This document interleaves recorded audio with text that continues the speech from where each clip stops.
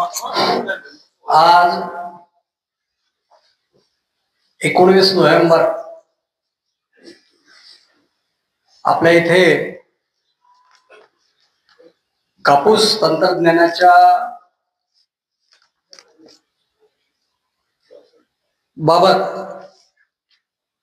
ज्या काही वैज्ञानिक बाबी आहेत त्या सर्व आपल्या पुढे विशद करण्यासाठी श्री भागीरथजी चौधरी साहेब जे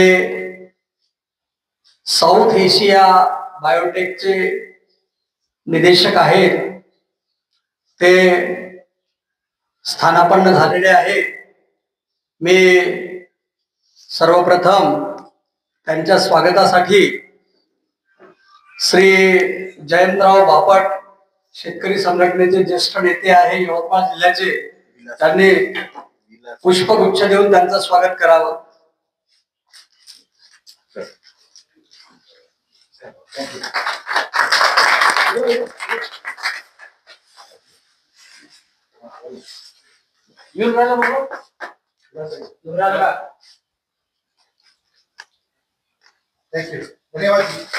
त्यानंतर अकोला येथून जे प्रयोगशील शेतकरी आहे आणि विशेष करून त्यांचं सांगतो मी, त्यांचा यावर्षी कापूस पिकाचा पेरा 506 एकर आहे, 606 एकर आहे। मी 100 एकर बोललो होतो, 606 एकर आहे आणि संपूर्ण HTBT आहे।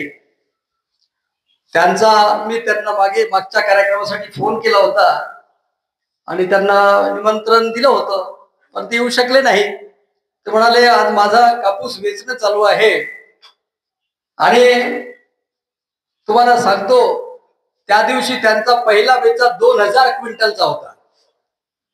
ते शेतकरी इथे आपल्या इथे उपस्थित झालेले आहे। मी विलास ताथोड यांचं स्वागत, आमच्या येथील श्री श्रीरामजी पाटील संस्थांचे अध्यक्ष यांना विनंती करतो की विलास भाऊंचं स्वागत त्यांनी पुष्पगुच्छ देऊन करावं।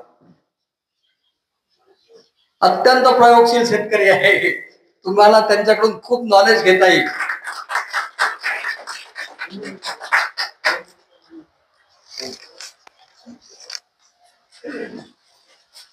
त्याचप्रमाणे श्री बालूभाऊ निवल हे सुद्धा या कार्यक्रमासाठी उपस्थित झालेले आहेत। मी मनपूर्वक त्यांचं स्वागत करतो। तसेच श्री राहुलभाई पंचभाई हे नागपूर इथे आलेले आहेत, त्यांनाही मी मनपूर्वक त्यांचं सर्व गावकऱ्यांच्या वतीने स्वागत करतो।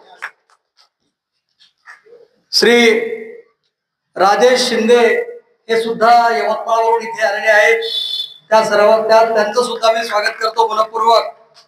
श्री विक्रांत बोंद्रे अकोट येथून आलेले आहे, त्यांचंही मी इथे मनापासून स्वागत करतो। विक्रांत बोंद्रेजींचं कोणाच्या फेरी असते आता 2च मनपूर्वक स्वागत करतो। यश टेटर हे सुद्धा इथे आलेले आहे, त्याचं सुद्धा मी सर्वांच्या वतीने स्वागत करतो।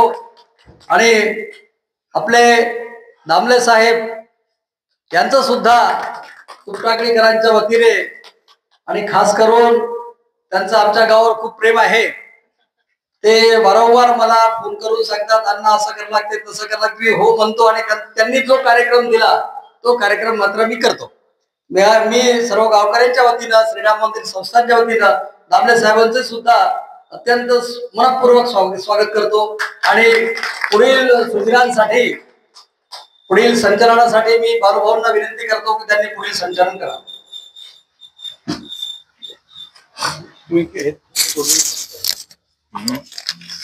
काय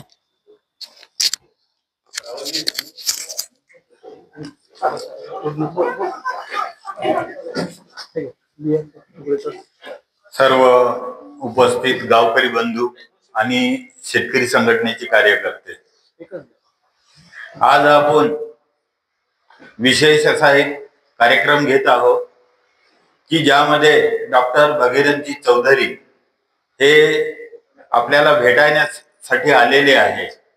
कारण शेतकरी संघटनेच्या चळवळीत जेव्हा शरद जोशी दिल्लीला होते त्यावेळेस दिल्लीतला जो आधार होता, आपल्या जे काही जेनेटिक सीड भारतामध्ये आलं त्यामध्ये भगीरथजी चौधरी हे एक त्यांचा महत्वाचा रोल, त्यावेळेस त्यांनी जो प्रसार केला आणि शरद जोशींसोबत काम केलं।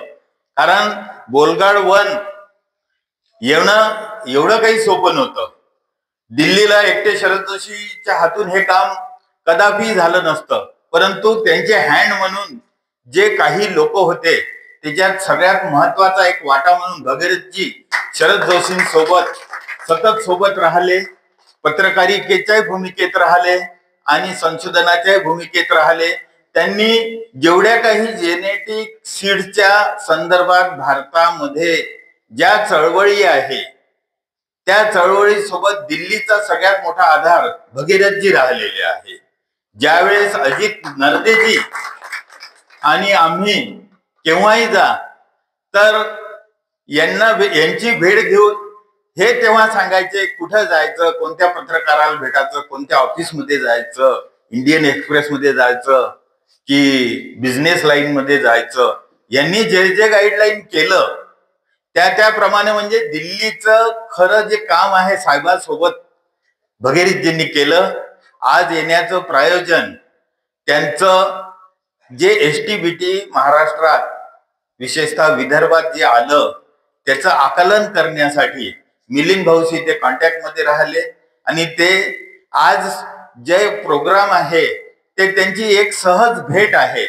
आणि मिलिंद भाऊ सांगतील की भगीरथजींशी कॉन्टॅक्ट कसा झाला, ते कसं प्रयोजन झालं, काय उद्देश आजच्या प्रोग्रामचा आहे। तर मिलिंद भाऊ पुढील प्रस्तावना करतील आजच्या प्रोग्रामची, अशी मी त्यांना विनंती करतो।